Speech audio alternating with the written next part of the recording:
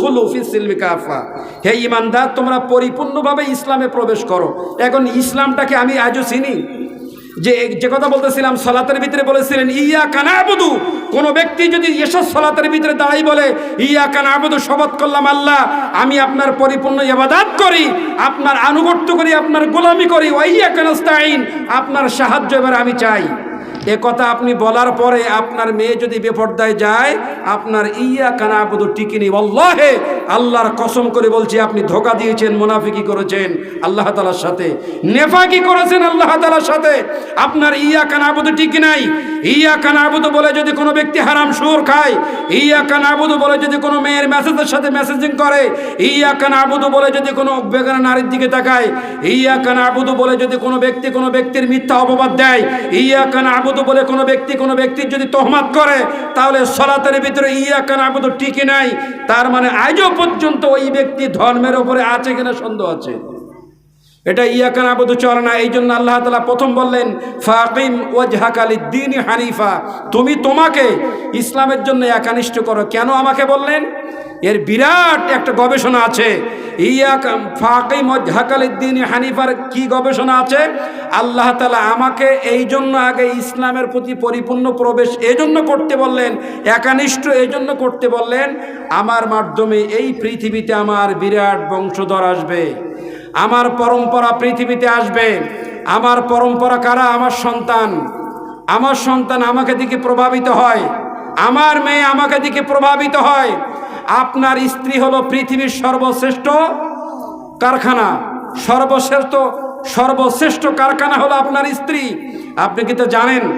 এই পৃথিবীতে আমি গায়ে একটা রুমাল আছে আমার মাথার উপরে, ভিতরে একটা টুপি আছে, গায়ে একটা পাঞ্জাবি আছে, একটা কোট দেওয়া আছে। এই সিটগুলো যেখানে তৈরি হয় সেখানে একটা শিল্প এলাকা, একটা কারখানা আছে।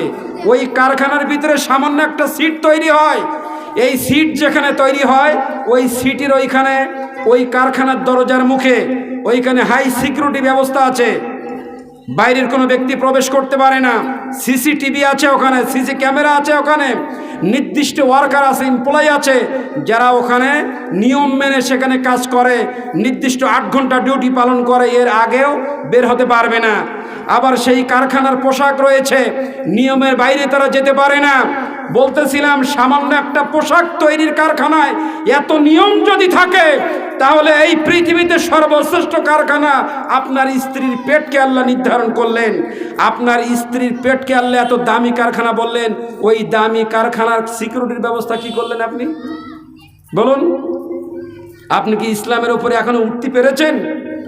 আপনি কি ইসলামের উপরে এখনো আছেন?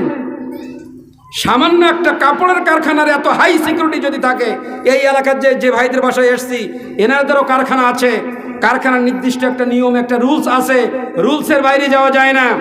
একটা সামান্য জিনিস তৈরি হচ্ছে তাই তার নিয়ম যদি থাকে, এই পৃথিবীতে আশরাফুল মাখলুকাত সৃষ্টির যে কারখানা ফি করারিম মাকিন, একটা সুরক্ষিত স্থান আল্লাহ নির্ণয় করলেন, যেখানে পৃথিবীর কোনো জাম, কোনো জীবাণু কিছুই প্রবেশ করতে পারবে না। পৃথিবীতে আল্লাহ তাআলা এমন এক ফুটফুটে সন্তান পৃথিবীতে আল্লাহ আনতে চান, একটা নবজাত, একটা পৃথিবীতে এমন একটা বংশ আল্লাহ তাআলা আনতে চান যেই কারখানার মাধ্যমে, সেই কারখানা হলো আমাদের স্ত্রী।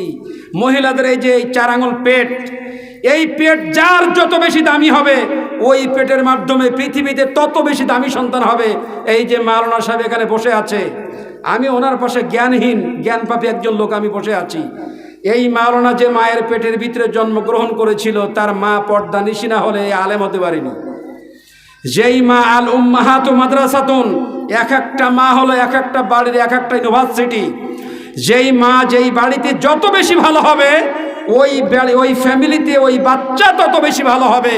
যেই মা যত বেশি খারাপ হবে, সেই জায়গায় সেই বাচ্চা তত বেশি খারাপ হয়ে যাবে। আল্লাহ তাআলা বললেন ফাকিম ওয়াজহাকা লিদ্দীনি হানিফা, তুমি তোমাকে ইসলামের জন্য আগে একানিষ্ঠ করো।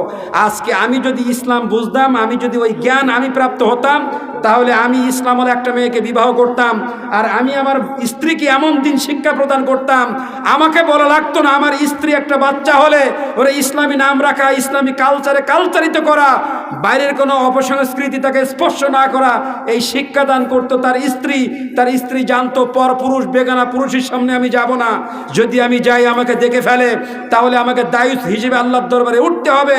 আর বেগানা পুরুষ যদি আমাকে দেখে, এই জন্য আমার স্বামী আল্লাহর কাঠগড়ায় উঠবে। সুতরাং আমি আমার স্বামীর নিয়মের বাইরে, তার ঘরের বাইরে কোনোদিন আমি যেতে পারি না, এটা মানায় না, আমি যেতে পারবো না। এটা হলো ভালো স্ত্রীর লক্ষণ। আর আমরা করি কি, স্বামীর মুভমেন্ট যদি ভালো হয় তখন আমরা বলি তোমার তো মুভমেন্ট আজ ভালো, টাকা পয়সা মোটামুটি এই মাসে হয়েছে, চলো না আমরা একটু ঘুরে আসি। মায়েশা রাদিয়াল্লাহু তাআলা আনহা তার থেকে একটা হাদিস বর্ণনা করা হয়েছে, সেই মুসলিমের ভিতরে এসছে যে আল্লাহ রাসূলের চেহারা যখন খুব ফুটফুটে থাকতো, খুব হাস্যোল্লজ্জ থাকতো, তখন মায়েশা বলতেন ইয়া রাসূলুল্লাহ, আপনি আমার জন্য দোয়া করেন। তো তখন বলতে আয়েশা কি দোয়া করব? তখন বলতে আপনার মনে যা আছে তাই দোয়া করেন। মানে কালচারটা দেখেন, শিক্ষা দেখেন, শিক্ষা ব্যবস্থা দেখেন, শিক্ষার নীতিটা দেখেন। যে আমাদের স্ত্রীরা যখন আমাদের কোনো ভালো একটা টাইম দেখে তখন বলে চলো ঘুরে আসি। আর মা আয়েশা আল্লাহ রাসূল সাল্লামকে বলতেন আপনার এখন ফুরফুরে মেজাজ আছে, ইয়া রাসূলুল্লাহ আপনি আমার জন্য আল্লাহর কাছে দোয়া করুন। কি দোয়া করবো আয়েশা? আপনার মনে যেটা লাগে সেটাই দোয়া করেন। আল্লাহ রাসূল সাল্লাম তখন মা আয়েশার জন্য দোয়া করতেন, আল্লাহ আয়েশাকে ইহকালে এবং পরকালে মাফ করে দাও, তার জন্য তার হিসাব সহজ করে দাও। আয়েশা খুব হাসতেন, এত হাসতেন, এত হাসতেন, এত আনন্দ করতেন আল্লাহ রাসূলের এই দোয়া শুনে। আর আমাদের স্ত্রীগুলো বলে যে চলো না বাইরে যাই, আপনি যদি বলেন না আমি এখন বাইরে যাব না, খুব পেরেশানিতে আসি, তাৎক্ষণিক স্ত্রী ঘুরে যাবে, সাথে সাথে আপনাকে মুখ ভ্যাকসাই চলে যাবে, তোমার বাড়িতে এসে কোনোদিন শান্তি পেলাম না। স্ত্রী যদি দিনদার হতো তাহলে একথা বলতো না, কখনো কোনোদিন আপনাকে কথা বলতে পারতো না। এই জন্য আল্লাহ তাআলা বললেন তুমি তোমাকে আগে ইসলামের জন্য একনিষ্ঠ করো। আপনি যেরকম ঢেপনা, আপনি নিজের এক ঢেপনি, দুটো মিলে এমন একাকার করে যে বাচ্চা পৃথিবীতে আনেছেন সেই বাচ্চা আরেক ঢেপনি। তার মানে হলো এটাই, এই বাচ্চার বয়স 8 বছর 9 বছর বাচ্চা যেন কেমন কেমন করে। এই বাচ্চা এখানে এই মাত্র 3 মাস বয়স 4 মাস বয়স বাচ্চার সামনে মোবাইল ধরা আছে, এভাবে মোবাইল থেকে যদি মুখ সরায় তাহলে বাচ্চারা ভাত খায় না। খাবারটা আল্লাহ তাআলার একটা রিজিক, কিন্তু আমরা আমাদের দ্বীনি শিক্ষাটা ঘর থেকে এমনভাবেই বিতাড়িত করে ফেলেছি যে আমরা আমাদের বাচ্চাদেরকে নিজে হাতে করে দার্জালের সৈনিক তৈরি করে দিলাম। দার্জালের সৈনিক আমি আমার বাচ্চাকে করে দিচ্ছি আমি জানি না, দার্জালের মানে ছাত্র আমার বাচ্চাকে আমি করে দিলাম। সেটা কিভাবে? 7 মাস বয়স যখন একটা মা তার গর্ভের ভিতরে একটা বাচ্চা যায় তখন ভ্রূণ খুলে যায়, কান খুলে যায়। তো এখন কি হবে? বাচ্চার বয়স যখন 7 মাস আপনার স্ত্রীর গর্ভে, তখন আমাদের মনটা বিরাট, স্ত্রীর প্রতি ভালোবাসা আরও দ্বিগুণ বেড়ে যায়। তার হাতের কাজ করতে দেই না, তার ভারী কাজ করতে দেই না, কাপড় কাচতে দেই না, কাকে কলস ওঠাতে দেই না, তাকে আস্তে আস্তে চলাফেরা করার জন্য নির্দেশ দেই, ফল ফ্রুট খাওয়াই। তো ওই সময় আমরা কি করি যে তুমি চলাফেরা নড়াচড়া একটু কম করো, তোমাকে মোবাইলে MP ভরে দিলাম, এখানে বসে বসে হিন্দি সিনেমাগুলো দেখো, হিন্দি সিরিয়ালগুলো দেখো। এবার আপনার স্ত্রী চেয়ারে বসে, সোফায় বসে, খাটে বসে বসে ওই সিরিয়ালগুলো মেনটেন করতেছে, গানগুলো দেখতেছে। হঠাৎ একটা জামা দেখতেছে, টেলিফোন করতেছে, কোথায় আছো? আমি অফিসে আছি, আমি সিরিয়াল দেখতে দেখতে এত সুন্দর একটা জামা দেখছি, আমি ছবি তোমাকে পাঠিয়ে দিচ্ছি, ওইটা তুমি আমার জন্য নিয়ে আসবে। মানে কালচারটা দেখেন, ইসলামের ওপরে কতটুকু আমরা আছি, ধর্মের ওপরে কতটুকু আমরা আছি। ধর্মটা বিশ্বাস করছি, ধর্ম তো হাওয়াই লাড্ডু। বাংলাদেশের এই চাঁপাই নবাবগঞ্জের ভাষায় ধর্ম হাওয়াই লাড্ডু, ধর্ম বিক্রি হয়। ধর্ম কেমনে বিক্রি হয় সেই হাদিসটা আমি একটু সামনে যেই বলছি আপনাদেরকে। এবার শোনেন, ভ্রূণ যখন খুলে যায়, ওই মায়ের কাছ থেকে যখন ওই গানগুলো আসে বাচ্চা শোনে। যেই মা পেটের ভিতরে বাচ্চা থাকে, যত বেশি যেই মা কোরআন আল কারীম পড়তে পারবে, ওই বাচ্চা পৃথিবীতে আসলে আল্লাহ তাআলা ওর জবান দিয়ে আরবি ভাষা, আরবির হাফেজ খুব দ্রুত তার আয়ত্তের ভিতরে চলে আসবে। কিন্তু মার অভ্যাস ছিল খারাপ, মার অভ্যাস ছিল কি?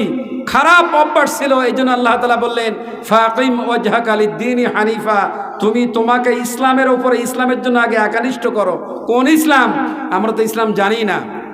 আমার ভাইয়ের আল্লাহ তাআলা বললেন ওয়া কুল্লা ইনসানিন আলজামনাহু তায়রাহু ফি উনুকি ওয়া নুখরিজু লাহু ইয়াওমাল কিয়ামাতি কিতাবান ইয়ালকাউহু মানশুরা।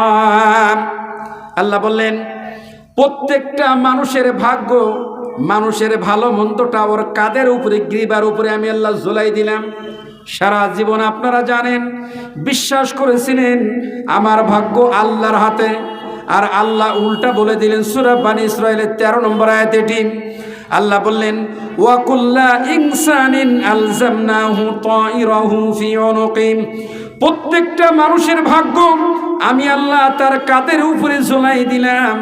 আপনার ভাগ্য আপনার কাঁধে, আমার ভাগ্য আমার কাঁধে, ছেলের ভাগ্য ছেলের কাঁধে, এই যে ইমাম সাহেবের ভাগ্য ইমাম সাহেবের কাঁধে। এখন ভাগ্য কারে বলে? ভাগ্য নিয়ন্ত্রণ কিভাবে করতেছেন? ভাগ্যটা হলো ওটাই, একটা কথা বলেছেন অমনি লেখা হয়ে গেল। সম্মানিত লেখক বৃন্দ লিখলেন, আপনি একটা হাত দিয়ে কাজ করলেন, সেটা লেখা হয়ে গেল। আপনি চোখ দিয়ে একটা জিনিস দেখেছেন, এটা লেখা হয়ে গেল।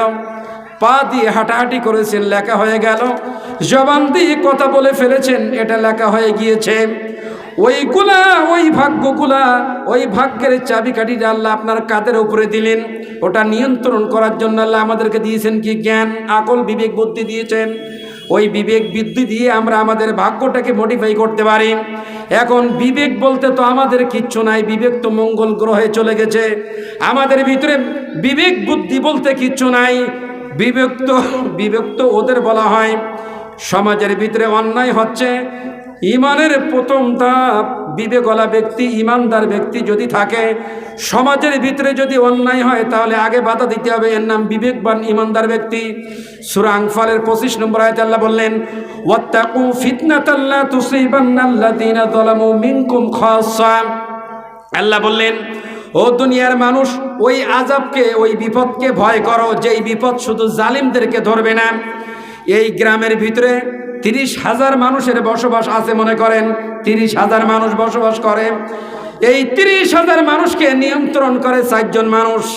30,000 মানুষকে নিয়ন্ত্রণ 4 জন মানুষ করেছে। ওই 4 জন মানুষ হলো জালেম। 4 জন মানুষ কি? জালেম।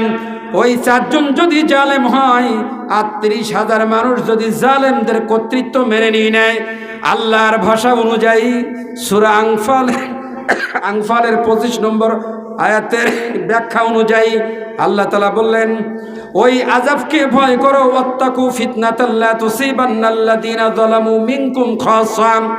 ওই আযাবকে ভয় করো, বিপদকে ভয় করো, যেই আযাব আর যেই বিপদ শুধু জালিমদেরকে ধরবে না।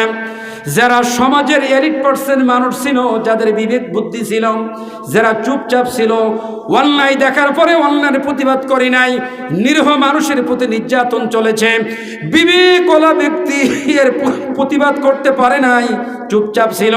ওই চুপ থাকার কারণে আমি রব্বুল ইজ্জাত ওয়াল জালাল 4 জন সুদ্ধা ওই 30,000 মানুষের প্রতি আমি আল্লাহ গজব দিয়ে শেষ করে ফেলবো, কারণ অন্যায়ের প্রোটেকশন এরা করতে পারে নাই। তার মানে হলো এটাই, অন্যায় যদি সামনে দেখেন তাহলে প্রোটেকশন করতে হবে। কি করতে হবে? প্রোটেকশন না করে আপনি যদি বলেন পরিস্থিতি খারাপ, দেশকল খারাপ, এখন আমি কিছু বলতে পারবো না, এভাবেই যদি আপনি চুপচাপ থাকেন তাহলে কি হবে? আল্লাহ বললেন, এই চুপ থাকলে হলো বোবা শয়তান। এ কি শয়তান? এ হলো বোবা শয়তান। আমি আল্লাহ তাআলা ওর ভিতরে দিয়েছিলাম একটা আগুন, ইমান। ইমান এমন একটা জিনিস যা কারোর কাছে মাথা নত করে না। ইমান এমন একটা জিনিস যা পৃথিবীর কোনো ব্যক্তির কাছে মাথা নত না করার নাম হলো ইমান, যে কখনো কোনোদিন বাতিলের কাছে আপোষ করতে পারে না। এই গ্রামের ভিতরে অন্যায়, অত্যাচার, জুলুম দিয়ে ভরে গিয়েছে। একজনও মানুষ কথা বলছে না, চোখ বন্ধ করে চলাফেরা করতেছে। এর নাম ইমানদার বলা হয় না, এর নাম ধর্ম বলা হয় না, এর নাম বিবেকবান ব্যক্তি কখনো কোনোদিন বলা হয় না। আল্লাহ তাআলা বললেন, ওয়াকুল্লা ইনসানিন আলজামনাহু তায়রাহু ফি উনুকি। প্রত্যেকটা মানুষের ভাগ্য তার কাঁধের উপরে আমি আল্লাহ ঝুলাই দিলাম। ভাগ্য নিয়ে কিয়ামতের মাঠে উঠবে। অনুখরিজ লাহু ইয়াউমাল কিয়ামাতি কিতাবান ইয়ালকাউহু মানশুরা। আর কিয়ামতের মাঠে যখন উঠবে, আমি আল্লাহ তাআলা ওর সারা জীবন সেই কিতাব ওর সামনে পেশ করানো হবে। নজরানা সহিত দেখো, সারা জীবন তুমি যা করেছিলে সেটা হলো এই। আল্লাহর কি গুণগান করেছিলে, দুনিয়ার মতবাদের পিছিয়ে তুমি কিভাবে গুণগান করেছিলে, উভয় তোমার সামনে এখানে পেশ করা হলো। তুমি দেখো তো দেখি এটা কার। আর মানুষদেরকে তখন বলা হবে, ইকরা কিতাবাক কাফা বিনাফসিকাল ইয়াউমা আলাইকা হাসিবা। আজকে তোমার জন্য তুমি, তোমার বিচারক তুমি, তোমার নতুন করে বিচারক লাগবে না, কোনো উকিল মোহরি কিছুই লাগবে না। আমি আল্লাহ নির্দেশ করতেছি, এবার তোমার আমলনামা তুমি পড়ো। আমার ভাইরা, এই আমলনামা দেখার পরে মানুষরা কিয়ামতের মাঠে বলবে, লা ইউগাদিরু সগীরাতান ওয়ালা কাবীরাতান ইল্লা আহসাহা। সূরা কাহাবের 49 নম্বর আয়াতে এটি। আল্লাহ তাআলা সেদিন বলবেন, অপরাধীরা বলবে, হায় আফসোস, এটা কেমন এক কিতাব, লা ইউগাদিরু সগীরাতান ওয়ালা কাবীরাতান ইল্লা আহসাহা। এমন কোনো ছোট পাপ নেই, এমন কোনো বড় পাপ নেই যা এর ভিতরে ধরা খায়নি, সবটাই এর ভিতরে রয়েছে। আমার ভাইরা, আর আল্লাহ তাআলা বললেন, কোনো মানুষের প্রতি আমি আল্লাহ জুলুম করিনি, জুলুম করব না। প্রিয় ভাইরা আমার, বলতেছিলাম আজকে যেখানে যে অবস্থায় আপনি আছেন, বলুন তো দেখি, যেই ধর্ম আল্লাহ আমাকে দিয়ে পৃথিবীতে প্রেরণ করেছিলেন, ওই ধর্মের কতটুকুন কাজ আমি করতে পেরেছি, ধর্ম কতটুকুন মানেছি, আর ধর্ম কতটুকুন বুঝি আমি? ধর্ম কি আমি বুঝে মানছি নাকি আন্দাজে মানতেছি? আন্দাজে তো ধর্ম পৃথিবীতে আসে না। আল হাক্কু মির রব্বিক ফালা তাকুনান্না মিনাল মুমতারিন। তোমার রব হলো হক, রবের পক্ষ থেকে হক এসেছে। ফালা তাকুনান্না মিনাল মুমতারিন, সন্দেহকারীদের অনুসরণ করা যাবে না। ধর্মে সন্দেহ নেই। ও কি করলো, এ কি করলো, আমি কি করলাম, কি করতেছি না করতেছি আল্লাহ জানে, করে যাই, আল্লাহ যা ইচ্ছা তাই করবে, এমন নয়। আমাদের ধর্ম সন্দেহের ধর্ম নেই। এখন এই ধর্মটা পৃথিবীতে বিক্রি হয়ে যায়। এই পৃথিবীতে দুই ক্যাটাগরির ব্যক্তি ছিল যাদেরকে আল্লাহ তিরস্কার করেছেন।